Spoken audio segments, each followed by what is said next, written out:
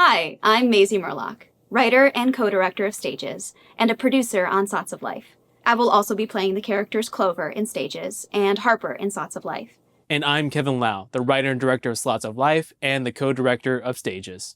I'm a professional actor, and I've been working in the industry for over 14 years. So why the interest in writing and producing all of a sudden? Well, the great thing about acting is you get to bring yourself and your creativity and your perspective to someone else's story. But I realized that I have stories I want to share too.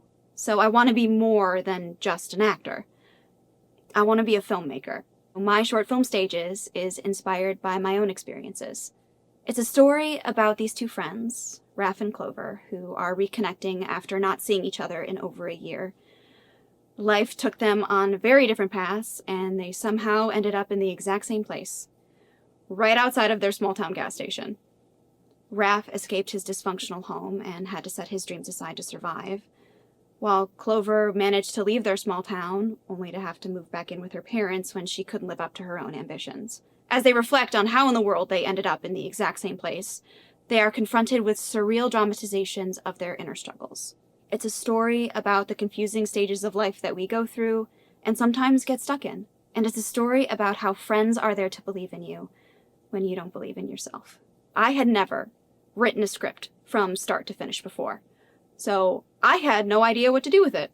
I played young Brooke in the award-winning feature film Black Mold, written and directed by John Pata, and he was the very first person I thought to send my draft to and to ask him, what in the world do I do with this now? He gave me some great advice on my draft, and he also gave me the great piece of advice to reach out to Kevin and Cal. So I got my draft, I scrambled to get a pitch deck together, sent it their way, and crossed my fingers. Lucky for me, they were totally on board to bring Stages to life. On top of that, Kevin had a very interesting proposition. He sent me his script for Sots of Life, which was also set outside of a gas station. Slots of Life follows Carol, a woman who feels like her purpose has already ended.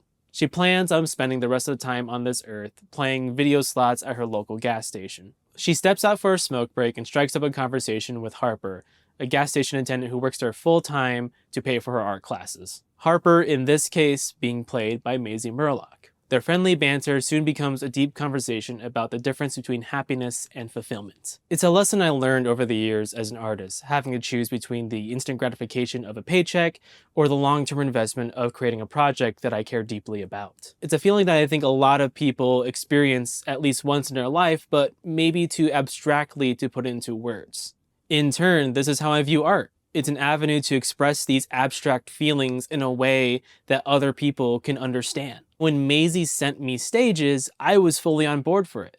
I love a good coming-of-age drama, and I love surrealism to express character arcs. I also interpret it as a story about that moment where you have just enough independence to make your own decisions, but you just don't know what to do with that. Both of these stories are about the dead ends that we run into in life, but we hope to show that these are not dead ends, but new beginnings. Two very different stories with very similar themes.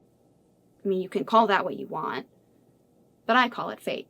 I'm not only ecstatic to bring Slots of Life to, well, life, but I'm also ecstatic that Maisie is trusting me to bring Stages to life as well. Through this pre-production process, I already feel a strong sense of collaboration, and I can't wait to see what comes of it.